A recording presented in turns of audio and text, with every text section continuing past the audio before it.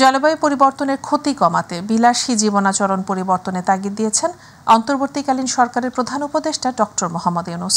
সভ্যতার ধ্বংসের জন্য মানুষকেই দায়ী করেন তিনি। আজারবাইজানের বাকুতে শুরু হওয়া COP29 সম্মেলনের উদ্বোধনী অনুষ্ঠানে যোগ দিয়ে এসব কথা বলেন প্রধান উপদেষ্টা। পৃথিবীর সুরক্ষায় জিরো কার্বন জীবনধারার পরামর্শ দেন ডক্টর মোহাম্মদ ইউনূস। আরও জানাচ্ছেন রাকিব হাসান। আজারবাইজানের রাজধানী বাকুতে শুরু হওয়া COP29 এর ওয়ার্ল্ড লিডারশিপ ক্লাইমেট অ্যাকশন সামিটের উদ্বোধনী অনুষ্ঠানে যোগ দেন বাংলাদেশের অন্তর্বর্তীকালীন সরকারের প্রধান উপদেষ্টা ডক্টর মোহাম্মদ ইউনূস। প্রধান উপদেষ্টা তার বক্তব্যে জলবায়ু পরিবর্তনের ক্ষতি কমাতে বিলাসী জীবনাচরণ পরিবর্তনের তাগিদ দেন। Our civilization is at a grave risk as we continue to promote self-destructive values. We need to mobilize our intellectual, financial, and youth power to lay the foundation of a new civilization, a self-preserving and self-reinforcing civilization. সম্মেলনে জলবায়ু বিপর্যয় থেকে রক্ষা করার জন্য শূন্য বর্জ্য ও শূন্য কার্বনের উপর ভিত্তি করে একটি নতুন জীবনধারা গড়ে তোলারও পরামর্শ দেন তিনি। In order to survive, we need to create another civilization, another culture, a counterculture which is based on a different lifestyle. It will be based on zero waste. It will limit consumption to essential needs, leaving no residual waste. This lifestyle will also be based on zero carbon. জলবায়ু সংকট তীব্রতর হচ্ছে, মারাত্মক ঝুঁকির মধ্যে রয়েছে মানব সভ্যতা জানিয়ে নতুন সভ্যতার ভিত্তি স্থাপনের জন্য যুবশক্তিকে কাজে লাগানোর আহ্বান জানান doctor Mohammad Yunus. All we need to do is to accept a new lifestyle consistent with the safety of the planet and all who live on it. Today's generation of youth will do the rest. They love their planet. I hope you will join me in this dream. If we all dream together, it will happen. পরে Bangladesh pavilion পরিদর্শন করেন প্রধান উপদেষ্টা। এ সময় তিনি বাংলাদেশি সাংবাদিকদের সাথে সম্মেলনের বিভিন্ন দিক নিয়ে কথা বলেন। তরুণদের যদি আমরা উদ্বুদ্ধ করতে পারি তাহলে হয়তো ভবিষ্যৎ। রাকিব হাসান, মাই টিভি। নেপাল ও ভুটানের উৎপাদিত জলবিদ্যুৎ ভাগ করে নেয়ার জন্য একটি দক্ষিণ এশিয়া গ্রিড তৈরি করার আহ্বান জানিয়েছেন অন্তর্বর্তীকালীন সরকারের প্রধান উপদেষ্টা ডক্টর মোহাম্মদ ইউনূস।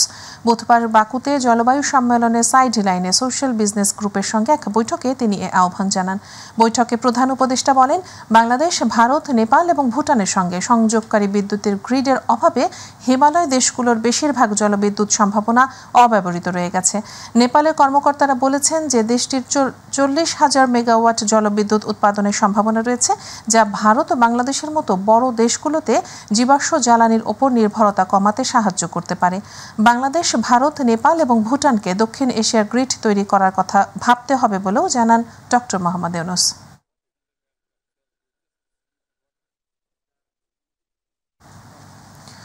বৈশ্বিক স্বাস্থ্যসেবা ব্যবস্থার পুনর্গঠনের আহ্বান জানিয়েছেন অন্তর্বর্তী সরকারের প্রধান উপদেষ্টা অধ্যাপক ডক্টর মোহাম্মদ ইউনূস। একই সঙ্গে ঔষধ কোম্পানিগুলোর পুনর্নকশার আহ্বান জানিয়েছেন তিনি। বুধবার আজারবাইজানের বাকুতে অনুষ্ঠিত COP29 জলবায়ু সম্মেলনের পার্শ্ব ইভেন্টে স্বাস্থ্যসেবা নিয়ে বক্তব্যকালে তিনি এ আহ্বান জানান। এদিন জলবায়ু সম্মেলনে বক্তৃতাকালে প্রধান উপদেষ্টা বলেন, পরিবেশের সুরক্ষার জন্য এক নতুন জীবনধারা প্রয়োজন। এ জীবনধারা আরোপ করা হবে না, এটি হবে এক স্বতঃসিদ্ধ পছন্দ। তরুণরা এ জীবনধারাকে তাদের ব্যক্তিগত পছন্দ হিসেবে বেছে নেবে।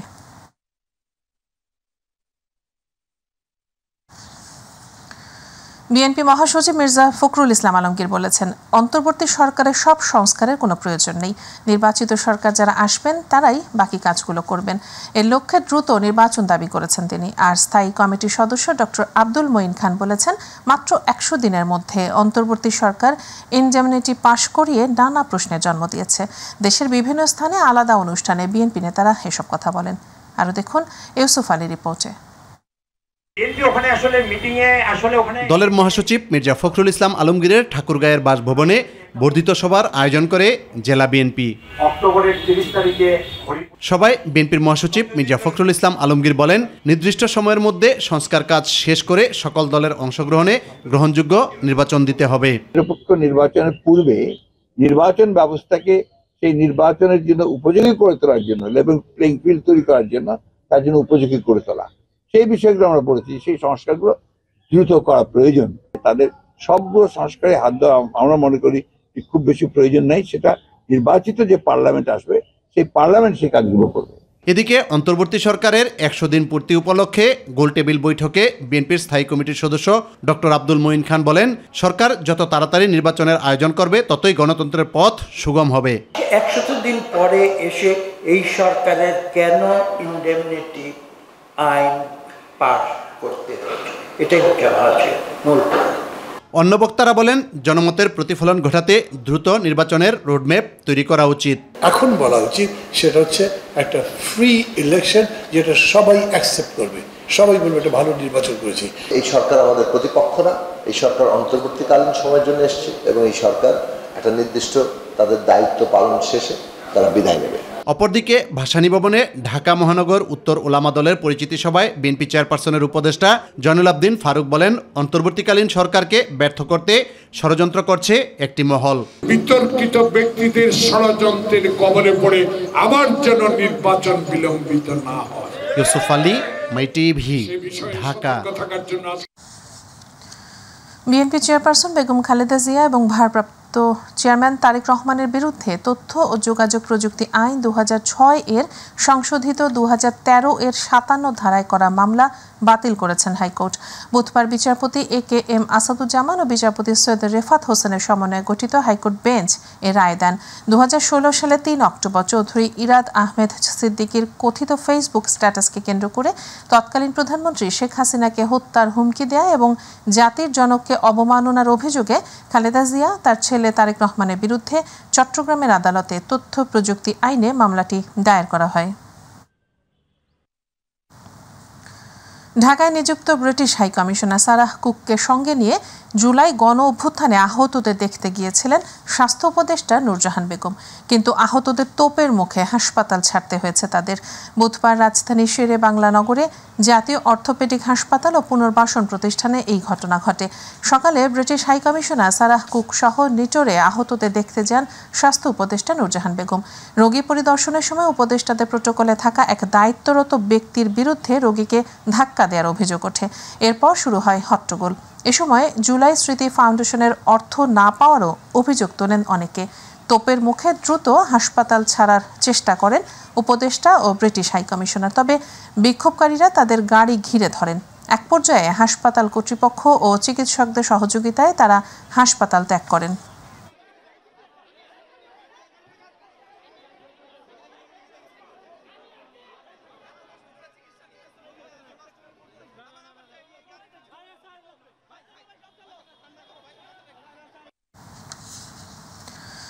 জুলাই আগস্ট আন্দোলনে জাতীয় অর্থোপেডিক হাসপাতাল ও পুনর্বাসন প্রতিষ্ঠানে চিকিৎসা নেওয়া আহতরা হাসপাতালটির সামনের রাস্তায় অবস্থান করে বিক্ষোভ করছেন।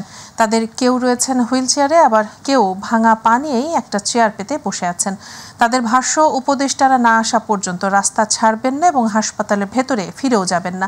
দুপুর 1:15টার দিকে নিটোরের সামনের রাস্তা বন্ধ করেন আহতরা। ফলে এই সড়কে নিটোরের অংশ দিয়ে জরুরি সেবার গাড়ি ছাড়া অন্য কোনো গাড়ি যাতায়াত বন্ধ হয়ে যায়।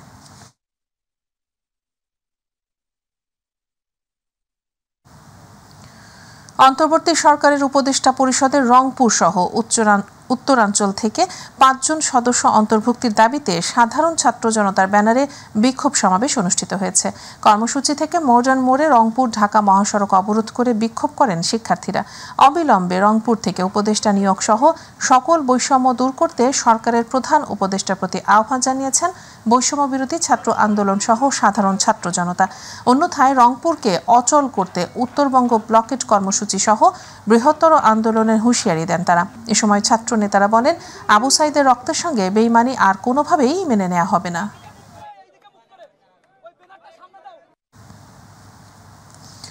আমলাতন্ত্র সবসময় জনগণের সাথে দূরত্ব বজায় রেখে চলত, কিন্তু তারা জনগণের সেবক হিসেবে নিয়োগ পেয়েছেন।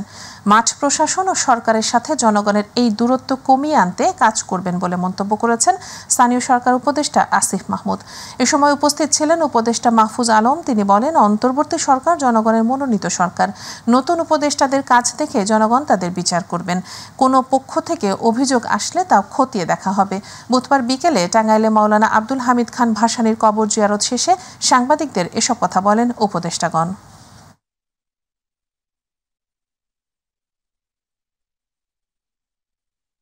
আমলাতন্ত্রটা সবসময় জনগণের থেকে একটা দূরত্ব বজায় রেখে চলতো। তো আমরা মনে করি যে তারাও জনগণের সেবক হিসেবেই নিয়োগ পেয়েছেন এবং সেই সেবাটা যেন তারা জনগণকে দেন এবং জনগণের পাশে দাঁড়িয়েই সেটা দেন। জনগণের প্রতিনিধিত্ব করছি আমরা, তো এই ক্ষেত্রে আমাদের জনগণের পক্ষের এবং এই দীর্ঘ লড়াইয়ের যারা সপক্ষে আছে তাদেরকে নিয়ে আমাদের সরকার গঠনের পরিকল্পনা এবং সরকার ওইভাবেই চলমান আছে। তত্ত্বাবধায়ক সরকার পদ্ধতি বাতিল করে গণতন্ত্র, মৌলিক অধিকার ও আইনের শাসনের কবর রচনা করা হয়েছে বলে হাইকোর্টকে জানিয়েছেন অ্যাটর্নি জেনারেল এম আসাদুজ্জামান। বুধবার দুপুরে পঞ্চদশ সংশোধনীর বৈধতা নিয়ে রুল শুনানিতে তিনি কথা বলেন। বিচারপতি ফারাহ মাহবুবের নেতৃত্বাধীন বেঞ্চকে রাষ্ট্রের প্রধান আইন কর্মকর্তা বলেন, পঞ্চদশ সংশোধনী সংবিধানের মৌলিক কাঠামোকে আঘাত করেছে। এই সংশোধনী বাতিল না হলেও 90 ও 24 এর গণ অভ্যুত্থানে যারা আত্মহতি দিয়েছে তাদের আত্মার শান্তি পাবে না। পঞ্চদশ সংশোধনী মুক্তিযুদ্ধের চেতনার পরিপন্থী উল্লেখ করে অ্যাটর্নি জেনারেল হাইকোর্টকে আরও বলেন, পঞ্চদশ সংশোধনীর মাধ্যমে ফ্যাসিজম দীর্ঘায়িত হয়েছে, রাষ্ট্রের সার্বভৌমত্ব ক্ষুণ্ণ হয়েছে, তাই পঞ্চদশ সংশোধনী বাতিল করতে হবে। সরকারের পক্ষ থেকে বলা হয়েছে এই রুলকে আমরা সাপোর্ট করি, তবে as a whole 15th amendment বাতিল চাই না। আমরা কয়েকটা জায়গা বলেছি এটা ইন্ট্রাভাইরাস থাকবে, কারণ হলো এটা আগের যে সংবিধানের বেসিক স্ট্রাকচারের থিওরি তার সাথে সাংঘর্ষিক নয় এবং আগে যেটা ছিল সেটা শুধু ব্যাখ্যা করা হয়েছে। বিচার বহির্ভূত হত্যাকাণ্ড প্রতিরোধে সেনাবাহিনী প্রতিশ্রুতিবদ্ধ। এছাড়া জনভোগান্তি নিরসনেও কাজ করছে তারা। সকালে ঢাকা সেনানিবাসে দেশের আইন শৃঙ্খলা রক্ষায় সেনাবাহিনীর কার্যক্রম নিয়ে ব্রিফিংয়ে কর্নেল ইন্তেখাব হায়দার খান সাংবাদিকদের এসব কথা জানান। তিনি বলেন, অন্তর্বর্তী সরকার যেন সুষ্ঠু পরিবেশে কাজ করতে পারে সে বিষয়ে সহায়তা করছে সেনাবাহিনী। এই সরকার শান্তি শৃঙ্খলা রক্ষায় যতদিন সহায়তা চাইবে ঠিক ততদিনই মাঠে থাকবে সেনাবাহিনী। তিনি আরও জানান, মাদক বিরোধী অভিযান ও শিল্পাঞ্চলে শৃঙ্খলা রক্ষায় কাজ করে যাচ্ছে সেনাবাহিনীর সদস্যরা। আন্দোলনে আহত 3295 জনকে বিভিন্ন সিএমএইচে চিকিৎসা দিচ্ছে সেনাবাহিনী বলেও জানান তিনি। আমরা কন্টিনিউয়াসলি এটা মনিটর করছি। আমরা পুলিশের কাছে যে অপরাধের যে ডাটা থাকে এটা নিয়ে আমরা একটা কম্পারেটিভ স্টাডিও করেছি এবং সেই স্টাডি অনুযায়ী বর্তমানে মানে সেনাবাহিনী মোতায়েন হওয়ার পরে অথবা ম্যাজিস্ট্রেসি ক্ষমতা পাওয়ার পরের যে স্ট্যাটিস্টিক্স সেটাতে আগের তুলনায় অপরাধের সংখ্যা কমেছে, নথিভুক্ত রেকর্ডের সংখ্যা কমেছে। তার মানে পরিস্থিতির অবনতি হয়নি।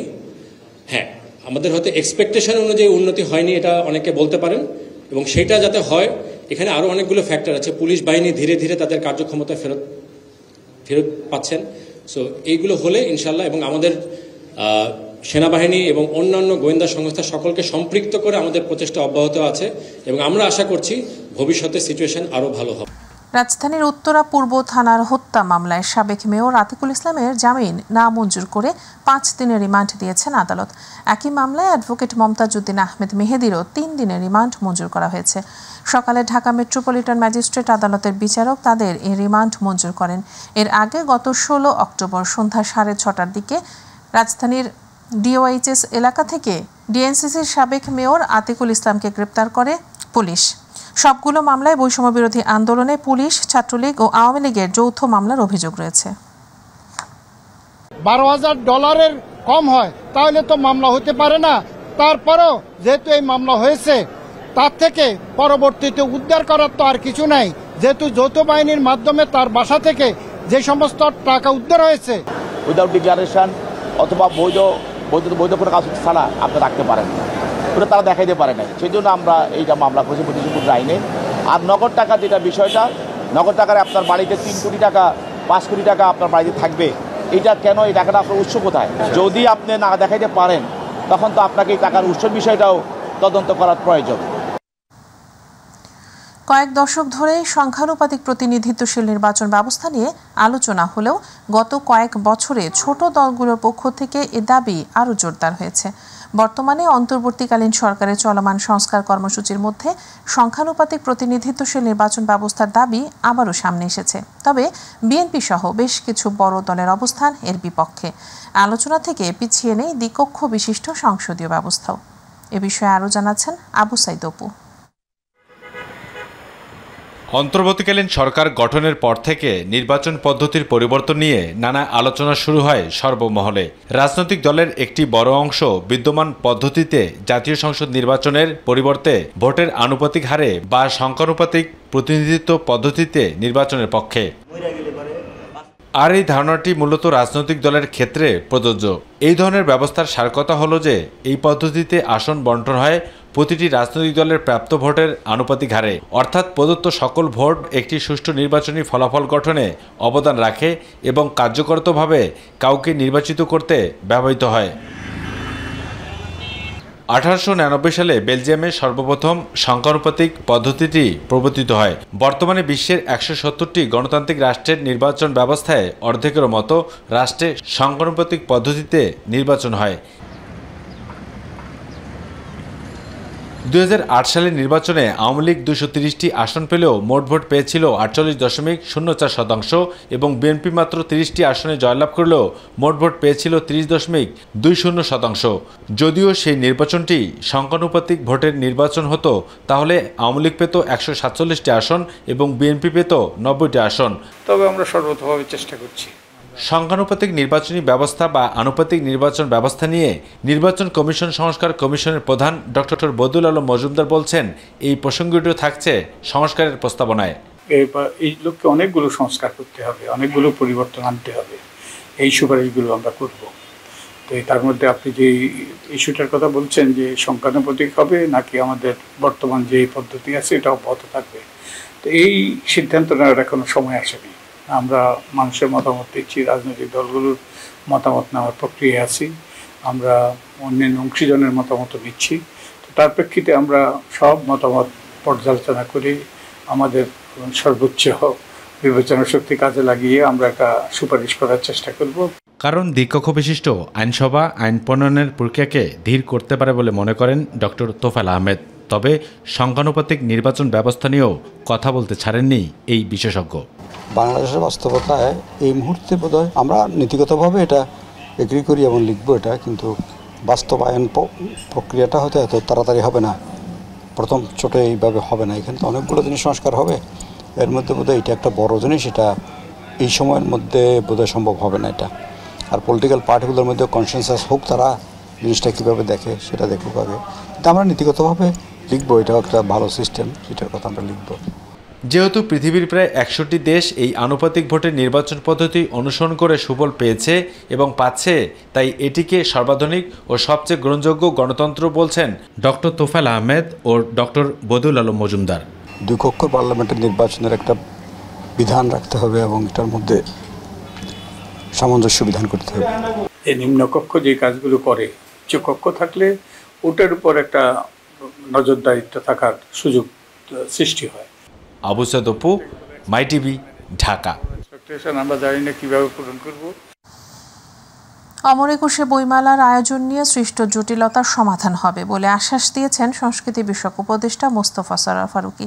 বুধবার সচিবালয়ে গণমাধ্যম কর্মীদের সঙ্গে আলাপকালে তিনি এমন মন্তব্য করেন। ফারুকী বলেন, বইমেলা আয়োজনে কোনো সমস্যা হবে না, সোহরাওয়ার্দী উদ্যানেই বইমেলার আয়োজন করা হবে। তবে গৃহায়ন ও গণপূর্ত মন্ত্রণালয়ে গত 6 নভেম্বর বাংলা একাডেমিকে চিঠি দিয়ে একুশে বইমেলার জন্য সোহরাওয়ার্দী উদ্যান বরাদ্দ না দেওয়ার তথ্য জানায়। চিঠিতে বলা হয়, সোহরাওয়ার্দী উদ্যানের পরিবর্তে বাংলা একাডেমি প্রাঙ্গণেই অমর একুশে বইমেলা 2023 আয়োজন করতে হবে। এদিকে দেশীয় সংস্কৃতিকে বিশ্ব দরবারে তুলে ধরার বিষয়ে সবাই মিলে কাজ করতে হবে জানিয়ে উপদেষ্টা আরও বলেন, বাংলাদেশের সংস্কৃতিকে তুলে ধরা হবে, কাউকে কোনো বাধা দেওয়া হবে না, কারো কোনো বর্ণ ধর্মের বিষয়ে কোনো আক্রমণ করা হবে না। আমরা একটা পজিটিভ আউটকামের দিকে যাচ্ছি এবং বইমেলা আশা করা যায় যেখানে হতো সেখানে হবে এবং সুন্দর আয়োজনে হবে এবং কোনো ধরনের ঝামেলা হবে না। ইতিমধ্যেই 3 মন্ত্রণালয় একসঙ্গে এটা নিয়ে কাজ করছে এবং 3 মন্ত্রণালয়ের সভা হয়েছে, সামনে আরও হবে।